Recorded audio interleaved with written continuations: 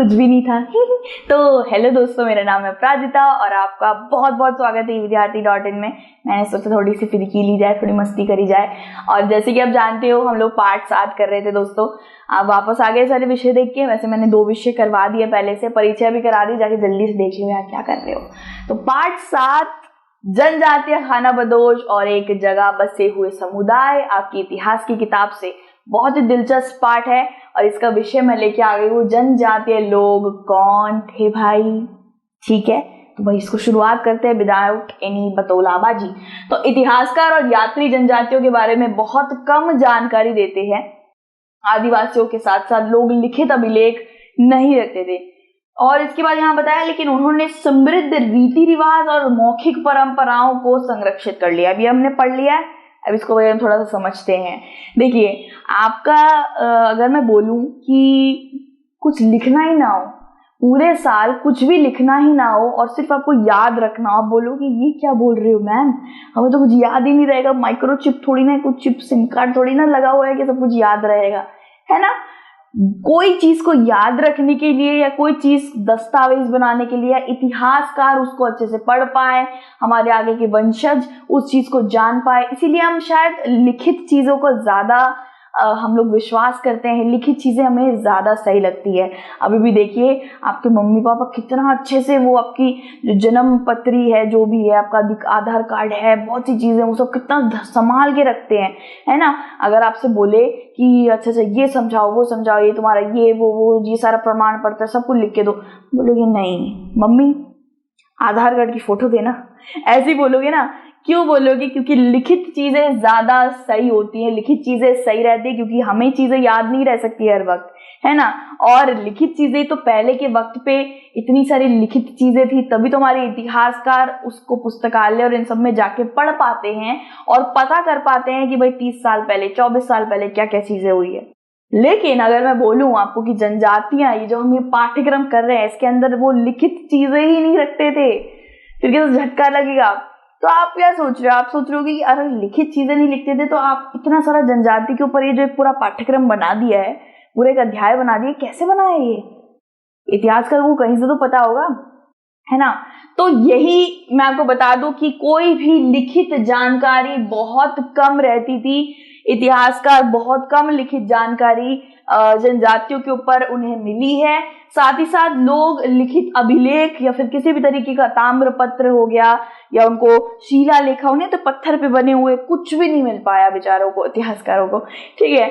और यहाँ पे ऐसा नहीं कि कुछ भी नहीं हो पाया, वो कुछ भी इतिहासकारों को अपनी चीजें बताना नहीं चाहते थे वगैरह वगैरह। वो आगे के वंशजों को कैसे करके किस चीज से याद दिलाते थे कि ये जाके तुम्हें दूसरे वंशज को बोलना है, ये जाके तुम्हें दूसरे वंशज को बोलना है। जी हाँ, वचिक परंपरा वो लोग इस्तेमाल करते थे। इसमें क्या होता था कि वो लिखना देखना ज्यादा पसंद नहीं करते थे, लेकिन वो लोग हर चीज को बोलते थे। अपने बच्चों को बिठाकर, वंशजों को बिठा के हर ग्रहण जानकारी, हर तरीके की महत्वपूर्ण जानकारी वो उन्हें बताते थे, जिससे वो आगे की आने वाले पीढ़ी या वंशज को बता दे और वो पीढ़ी दूसरे वंशज को बताए। तो वचिक यानी वचिक परंपरा चलती थी, ठीक है। या फिर आप इसको बोल सकते हैं मौखिक परंपरा। कोई लिखा पढ़ी नहीं, कुछ भी लिखा नहीं करते थे वो लोग, सिर्फ और सिर्फ वचन के तरीके से। एक उदाहरण देके समझेंगे। मेरे दादू थे, वो अभी नहीं रहे हैं। मेरे दादू थे, मैं छोटी थी बहुत ज्यादा, मैं सोती नहीं थी। क्यों नहीं सोती थी? क्योंकि मैं बोलती थी मुझे वो कहानी सुननी है, दादू मुझे सुनाओ, मेरे को नहीं पता, मुझे सुनाओ। वो कहानी थी मगरमच्छ और बंदर की, ठीक है। मगरमच्छ और बंदर की बहुत बढ़िया कहानी है, मुझे लगता है सब आप में से कुछ लोगों ने सुनी होगी। जिसके अंदर जो बंदर होता था, जामुन के पेड़ पे बैठता था। मगरमच्छ की बीवी कहती थी मुझे जामुन नहीं खाना है, मुझे बंदर का दिल खाना है। तो ऐसे करके पूरी कहानी है, तो वो मैं बहुत बार सुनती थी, लेकिन वो कभी मैंने लिखी नहीं, ना ही दादू ने कभी लिख कर रखी है। तो क्या होगा ना, मुझे वो याद है, अच्छे से स्मरण है, ठीक है, बचपन की याद है, याद ही रहेगा। मेरे आगे जो भतीजी भांजा या फिर मेरा बच्चा होगा, मैं उसको भी यही कहानी सुनाऊंगी सुलाने के लिए, और वो भी किसी और को सुनाएगा, और फिर ऐसी वो कहानी मौखिक परंपरा की तरह आगे चलती जाएगी।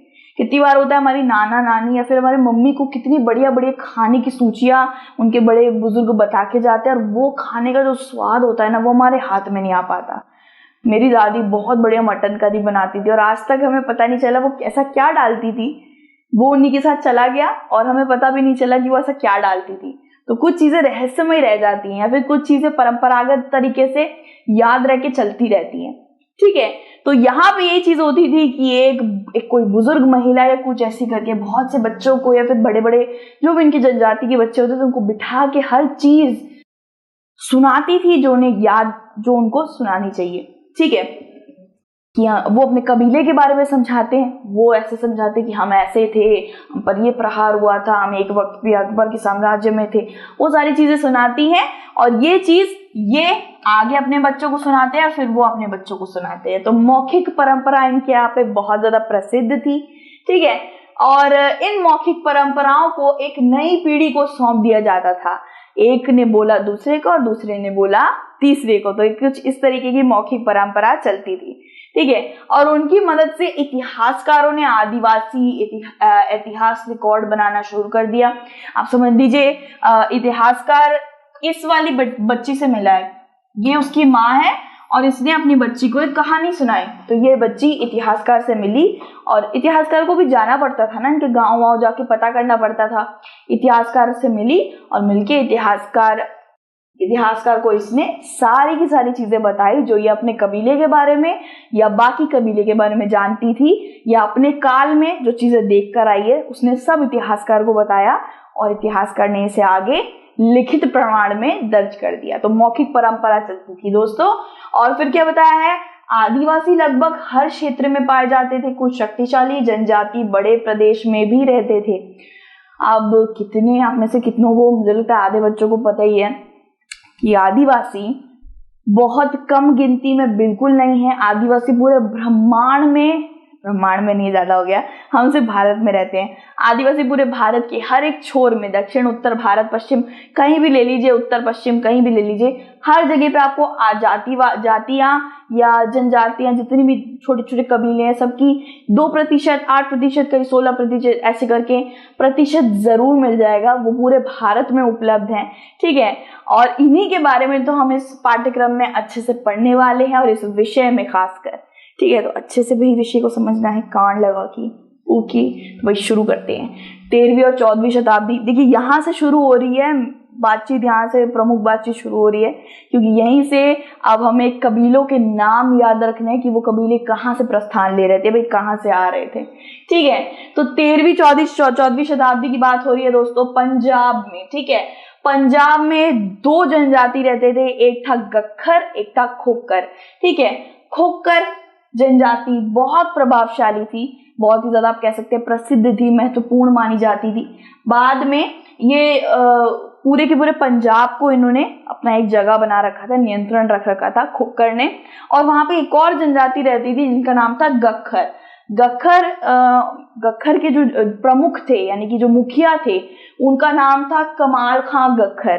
कमाल खां गक्खर, अकबर का दरबार उस वक्त पे अकबर का राजा था, राज्य चल रहा था, तो अकबर के राज्य के वक्त पे ये कमाल खां गक्खर जो पंजाब के मुखिया थे, पंजाब के एक जनजाति के मुखिया थे कमाल खां गक्खर, उन्होंने अकबर के राज्य के वक्त पे वो एक मनसबदार रह चुके हैं, मनसबदार के पद पे रह चुके हैं। तो ऐसा नहीं कि जनजाति को बड़े बड़े पद नहीं दिए जाते थे, ये जनजाति सिर्फ और सिर्फ शिकार ही करते थे वगैरह वगैरह, जनजाति और भी अलग अलग काम करते थे। ठीक है, तो मुल्तान और सिंध, देखिए मुल्तान और सिंध ये दोनों पाकिस्तान में पड़ते हैं, दो शहर हैं। अब हमें 2 और जनजातियों के बारे में यहाँ पता चलेगा। यहाँ हमने पंजाब को सबसे पहले देखा। पंजाब में कौन 2 जाति हैं, कौन है, गक्खर एंड खोकर, ये आपको अच्छे से याद रखना है। और मुल्तान और सिंध में यहाँ पे बताया गया है एक है लंगाहा और एक है अफगान। ठीक है, 2 जनजातियां हमें यहाँ भी दिख गई है, एक है लंगा, एक है अफगान। ठीक है, अफगान का व्यापक क्षेत्र पर प्रभुत्व था। देखिए मुल्तान और सिंध में हमें 2 जनजातियां मिली, यानी कि पाकिस्तान, पहले के वक्त पे ये पंजाब में पड़ती थे 2 शहर, अब पाकिस्तान में पड़ते हैं। तो पाकिस्तान लेके चलते हैं, पाकिस्तान में हमें 2 जनजातियां मिल गई, वो थी लंगा और अफगान, और पंजाब में 2 जनजातियां मिल गई, वो थी गक्खर और खोकर। ठीक है, तो 4 जनजातियां हो गई हैं दोस्तों अभी तक। पंजाब के थे गक्खर, सिंध और मुल्तान में आपको मिल जाएंगे लंगा और अफगान। ठीक है, अब हम यहाँ पे आ जाते हैं भाई, अच्छे से हमें याद करना है हर जनजाति का नाम याद करना जरूरी है, ठीक है। उत्तर पश्चिम में बलच, ठीक है, बलूच या फिर आप इसको बलोच भी कह सकते हो, ठीक है, बलोच जनजाति। ये कहाँ का है भाई, ये पड़ जाता है आपका उत्तर पश्चिम। उत्तर पश्चिम क्या है भारत का, उत्तर पश्चिम में आपका बलूचिस्तान, अफगानिस्तान, पाकिस्तान, ये सब पड़ जाता है, ठीक है। ये देखिए कुछ इस तरीके से आप ऐसे करके बनाते हैं ना अपना भारत का मानचित्र, तो ये आपका उत्तर पश्चिमी भारत पड़ जाता है। तो उत्तर पश्चिमी भारत, बाहर का भारत में जो जगह है, बलूचिस्तान, अफगानिस्तान, पाकिस्तान, वो सब आपका उत्तर पश्चिमी क्षेत्र पड़ जाता है। वहां पे आपको बलोच जनजाति मिलेगी, ठीक है, बलोच जनजाति। 5 जनजाति हो गई है, बहुत ही ज्यादा शक्तिशाली जनजाति थी ये, और ये छोटे छोटे कुलीनों में, वर्गों में बटी हुई थी ये बलोच जनजाति, छोटे छोटे विभाजन हो रखे थे इसके, ठीक है। और भी जनजाति है, देखिए जैसे पश्चिमी हिमालय में एक जनजाति रहती थी गड्डी जनजाति, ठीक है, या फिर आप इसको गड्डी भी कह सकते हैं, ठीक है। गड्डी का चरवाहा कबीला रहता था। ये गड्डी जनजाति पश्चिमी हिमालय में थी। पश्चिमी हिमालय आपका पड़ जाता है उत्तराखंड, हिमाचल प्रदेश है ना, तो वहां पे आपको गड्डी जनजाति मिल जाएगी। गड्डी आदिवासी लोग रहते हैं वहां पे, और ये चरवाहे होते हैं, ठीक है, चरवाहे होते हैं और पशुओं को चराने का काम होता है इनका। तो यहाँ पे हमें कितने 6 हो गए। पहले पंजाब में कितने थे, गोखर कक्कर, उसके बाद मुल्तान और सिंध पाकिस्तान की तरफ कौन से हो गए, लंगा और अफगान।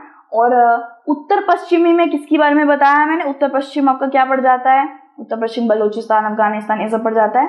बलूचिस्तान से बलोच जनजाति आ जाती है। और पश्चिमी हिमाचल यानी कि उत्तराखंड, हिमाचल प्रदेश, वहां क्या पड़ जाता है हमारा, गड्डी जनजाति पड़ जाता है। कितने हो गए भाई, गिन रहे हैं हम लोग, 6 हो गए, अच्छे से याद रखना भाई, ठीक है। अब उत्तर पूर्वी भाग में आ जाते हैं, जिसको नॉर्थ ईस्ट कहते हैं अंग्रेजी में। नॉर्थ ईस्ट आप जानते हैं ना, जहाँ पे हमारा असम, मणिपुर, मेघालय, ये सब पड़ जाता है। तो वहां पे भी है भाई जनजाति। देख रहे हो कहाँ कहाँ पे जनजातियां मिल रही हैं हमें। ये हमारा भाई उत्तर पूर्वी जगह पे आपको मिल जाएगा नागा और अहोम, ठीक है, नागा और अहोम। इन पे तो अलग अलग विषय भी हैं और अच्छे से पढ़ेंगे। उत्तर पूर्वी भाग में हमें मिल गया है नागा और अहोम। इसकी बात क्या है, बाद में औरंगजेब ने कई चेरों किलों पर कब्जा कर लिया था। अब यहाँ पे बताया गया है कि 16वीं शताब्दी के बीच में, 12वीं से 13वीं शताब्दी से सीधा हम 16वीं शताब्दी में आते हैं, कि उस वक्त पे ये हमारा आप ले सकते हैं जो कौन सी जगह थी, मध्यकालीन युग हो गया हमारा। 16वीं शताब्दी के अंदर जो हमारा भारत था ना, भारत के बीच का जो जगह है, ठीक है, ये हमारा भारत है, भारत के बीच का जो जगह है ना, वहां पे ये चेरा वंशज रह रहा था, ठीक है, चेरा वंशज, ठीक है।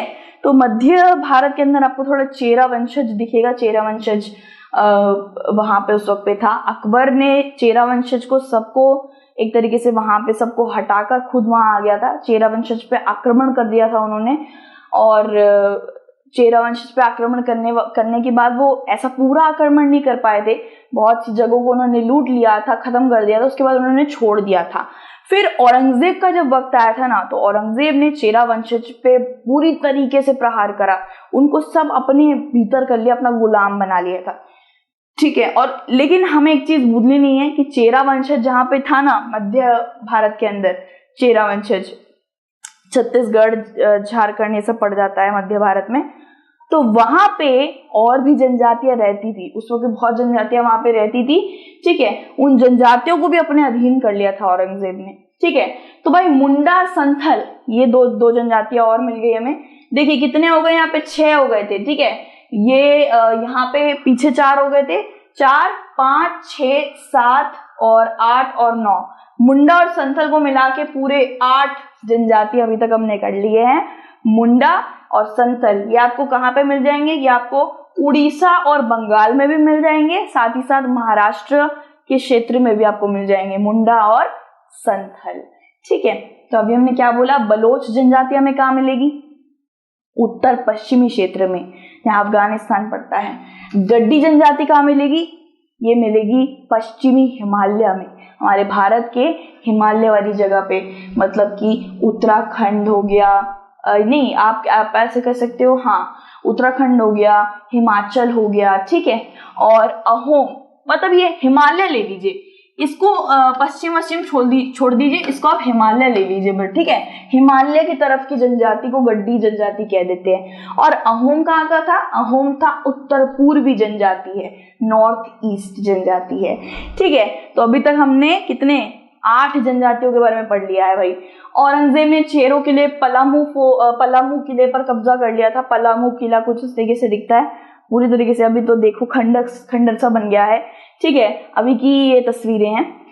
और मुंडा और संथल हमने कहाँ का पढ़ा था भाई? मुंडा और संथल पड़ जाता है हमारा उड़ीसा और बंगाल में, आपको मुंडा और संथल मिल जाएगा, और महाराष्ट्र में भी इसकी छवि आपको देखने मिलेगी, ठीक है।